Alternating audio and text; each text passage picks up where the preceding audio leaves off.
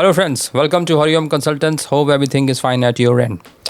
तो ये वीडियो बन रहा है 403 के रिज़ल्ट्स को लेके। इतने हमें कॉल्स आ चुके हैं, इतने मैसेजेस आ चुके हैं, कोई भी वीडियो हो कमेंट में सबसे पहले यही मैसेज आता है, सर 403 के लिए अप्लाई किया है, ये हमारी स्ट्रीम है, हमारा रिज़ल्ट नहीं आया। हमारा मेडिकल क्लियर हो चुका है, स्टिल हमारा रिज़ल्ट नहीं आया।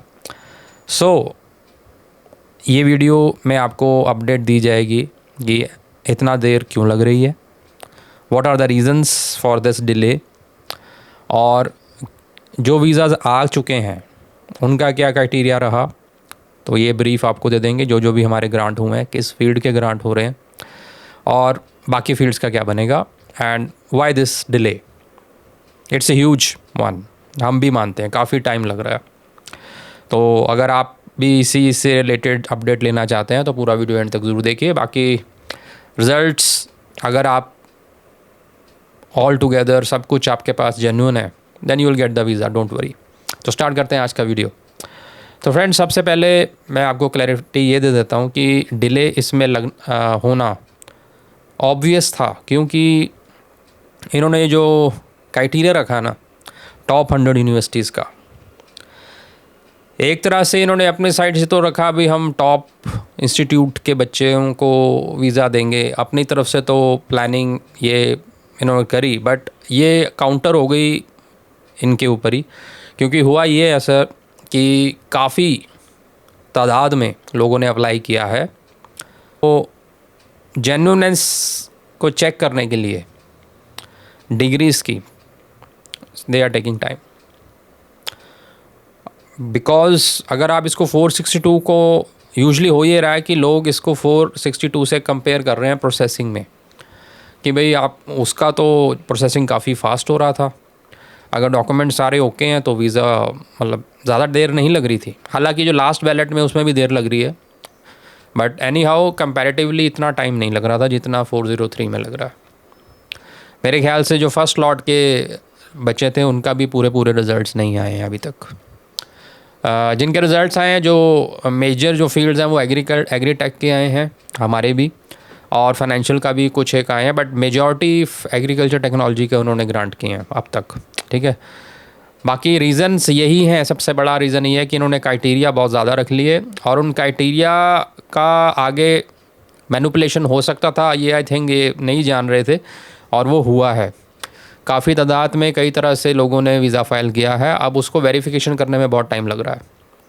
तो वेरिफिकेशन की वजह से डॉक्यूमेंट्स एक तो हो गया डिग्रीज़ वाला, दूसरा हमें पता लगा है टू सम एक्सटेंट जो लैंग्वेज टेस्ट था, जिसमें overall 50 is the required score in the PTE, उसमें भी लोगों ने गड़बड़ियाँ की हैं, एंड उसको भी फिर वेरीफाई करना पड़ रहा है उनको। बिकॉज़ ये दो मेजर क्राइटेरियाज़ हैं कि टॉप 100 में से हों, रीसेंट एजुकेशन, और इंग्लिश टेस्ट जो है वो प्रॉपर किया गया हो, मतलब प्रॉपर स्कोर हो जो वो चाहते हैं। बट अनफॉर्चुनेटली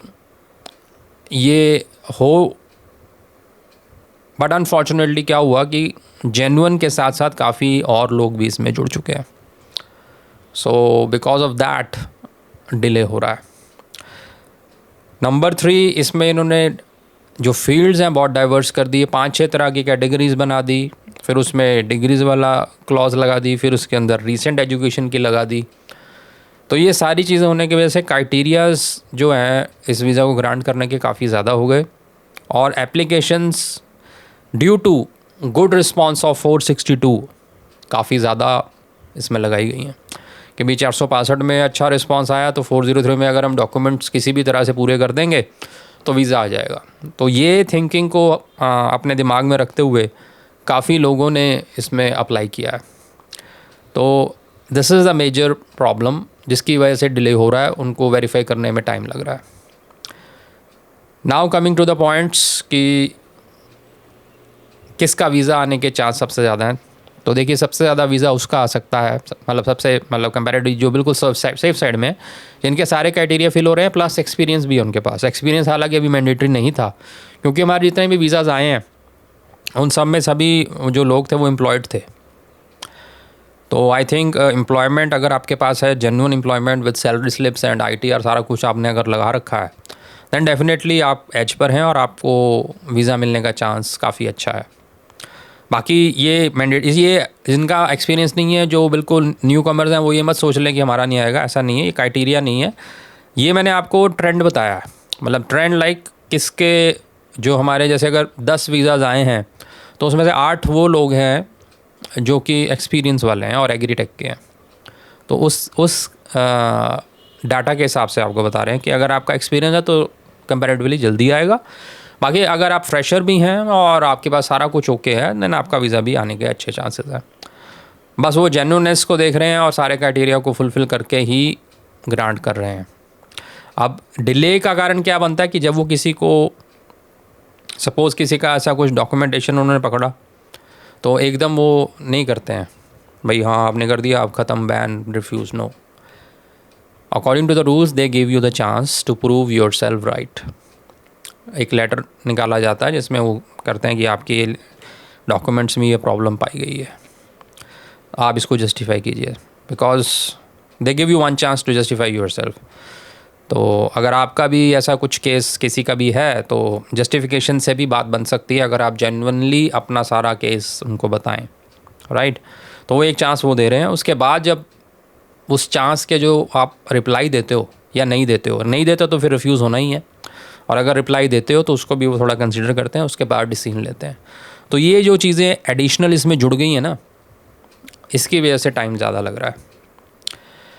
तो होप आपको समझ आ गया होगा, आप परेशान मत हों। जिसने भी फाइल किया है और जो सारे क्राइटेरियाज़ को टिक कर रहा है, सारे क्राइटेरियाज़ कौन से, टॉप 100 में आप हैं, टिक।